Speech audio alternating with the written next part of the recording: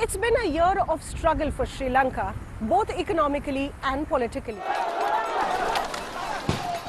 An unprecedented crisis that rocked the nation. Shortages, serpentine queues, street protests, leading to the fall of the long-standing Rajapaksa government. The long queues have gone away, but not the pain. Most supplies have been restored, but prices have soared. Inflation is at 70%, which means everything from oil and gas to food, staples, all are expensive.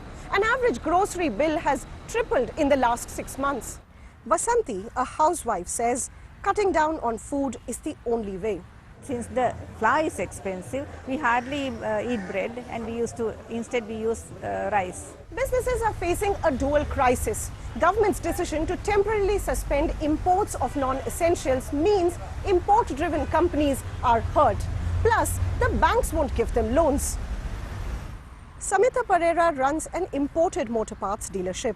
More than 80% we are importing. At the moment, we have lost more than 60% of our cash flow. What's the way out of this crisis? Seems like some more pain. To bring down prices, the central bank has already increased interest rates, making loans more expensive. Sri Lanka is hoping to get the $3 billion bailout package from the IMF, but to secure it, it needs to renegotiate loans with its foreign lenders, tighten government spending, and boost revenues. So when the president, who's also the finance minister, presents the budget here on Monday, an increase in income taxes is on the cards. Now, this is in addition to the sales tax and the electricity bills that have already gone higher. But economic experts say just this may not be enough. Dr. Roshan Pereira is a former director at the Central Bank of Sri Lanka.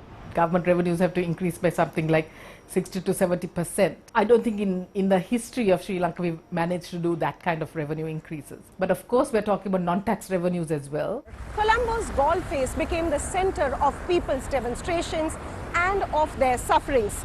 But the protesters are all gone now, and the new government says it will support the needy. Even as Sri Lanka charts its economic roadmap, the revival is still months, if not years away. Archana, Shukla, BBC News, Colombo.